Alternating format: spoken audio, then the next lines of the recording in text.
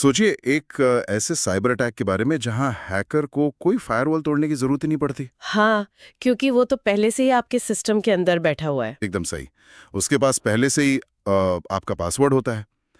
आज के इस गहन विश्लेषण में हम इसी तरह के एक मामले पर बात कर रहे हैं। ये चर्चा सच में थोड़ी डरावनी होने वाली है।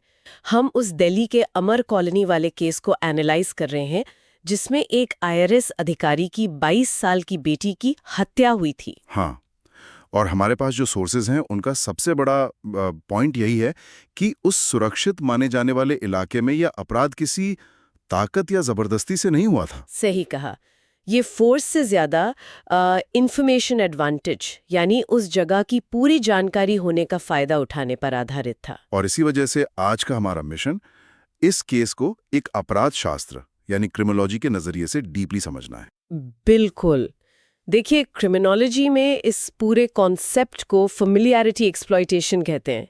मतलब किसी के परिचय का गलत फायदा उठाना। और अच्छा, तो मतलब अपराधी कोई अनजान व्यक्ति नहीं था बल्कि जान पहचान वाला था। हाँ, वो उसी घर का एक पुराना घरेलू नौकर था। उसके पास घर के अंदर आने और बाहर जाने के रास्तों की और कमरों के लेआउट की पूरी जानकारी थी। तो एक तरह से उसके पास उस घर का एक्सेस पासवर्ड था, जैसा मैंने शुरू में साइबर अटैक वाले एग्जाम्पल में बताया। हाँ, बिल्कुल वैसा ही। जब किसी को परिवार का पूरा शेड्यूल पता होता है तो उसको किसी जबरदस्ती की जरूरत पड़ती ही नहीं है। इसे अपॉर्चुनिटी बेस्ड क्राइम भी कहा जाता है। अपॉर्चुनिटी मतलब उसने देखा कि विक्टिम अकेले हैं और उसने बस मौका देखकर फायदा उठाया। सही समझे। विक्टिम का पूरे दिन का रूटीन बहुत प्रिडिक्टेबल था और यही उनका सबसे बड़ा खतरा बन गया। उनका दिमाग किसी भी अनजान खतरे का अनुमान लगा ही नहीं पाया। लेकिन एक मिनट, मुझे यहाँ पर एक बात समझ नहीं आ रही है। हाँ, पूछिए। अगर बात सिर्फ चोरी की थी तो आमतौर पर 2.5 लाख रुपए चुराकर कोई वहां से निकल सकता था। ये पूरी बात अचानक एक ब्रूटल मर्डर तक कैसे पहुंच गई?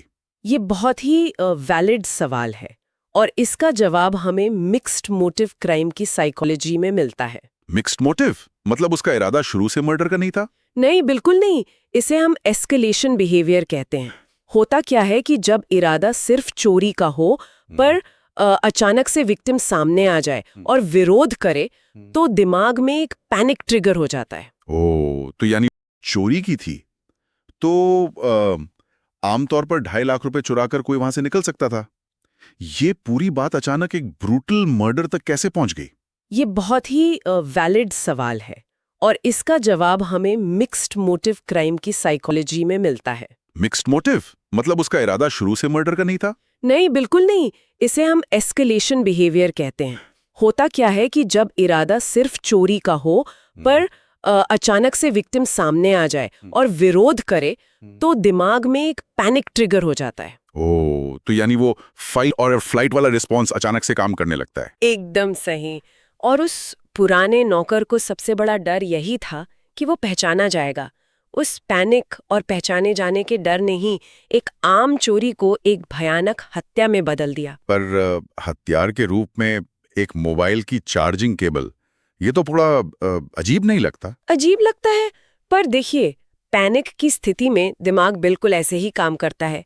चार्जिंग केबल चुना जाना ही इस बात का सबसे बड़ा सबूत है कि ये मर्डर प्री प्लान नहीं था। अच्छा, मतलब जो हाथ में सबसे पहले आया उसी का इस्तेमाल कर लिया उसने। हाँ, एक तो केबल वहां आसानी से मिल गई, दूसरा उसमें चाकू या बंदूक की तरह शोर नहीं होता और तुरंत खून के निशान भी नहीं लगते।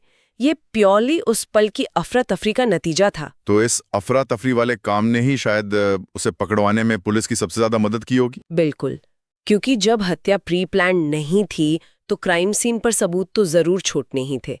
पुलिस की इन्वेस्टिगेशन में सबसे पहली और बड़ी डिटेल यही थी कि दरवाजे पर कोई फोर्स्ड एंट्री नहीं थी। कोई ताले टूटने का निशान नहीं था। इससे उन्हें तुरंत समझ आ गया होगा कि अपराधी कोई भारी नहीं है। हाँ, फिर उन्होंने आराम से सीसीटीवी फुटेज को ट्रैक करना शुरू किया और टाइमलाइन मैच करके क्राइम सीन का रिकंस्ट्रक्शन किया, जिससे अपराधी बहुत जल्दी पकड़ा गया। सही बात है। पर इस घटना ने उस समय पूरे देश को अंदर तक हिलाकर रख दिया था।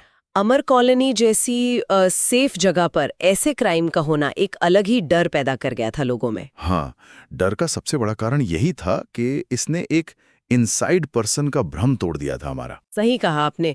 लोगों को लगा कि जब अपने ही सेफ स्पेस में एक पढ़ी लिखी युवा लड़की महफूज नहीं है तो बाकी लोग कैसे हो सकते हैं। इससे लोगों ने बहुत जुड़ाव महसूस किया। बिल्कुल, और अंत में देखा जाए तो यही समझ आता है कि ये पूरा अपराध योजना, अवसर और परिचय का एक बहुत ही घातक मिश्रण था। हाँ, फेमिलियरिटी और अपॉर्चुनिटी जब मिलती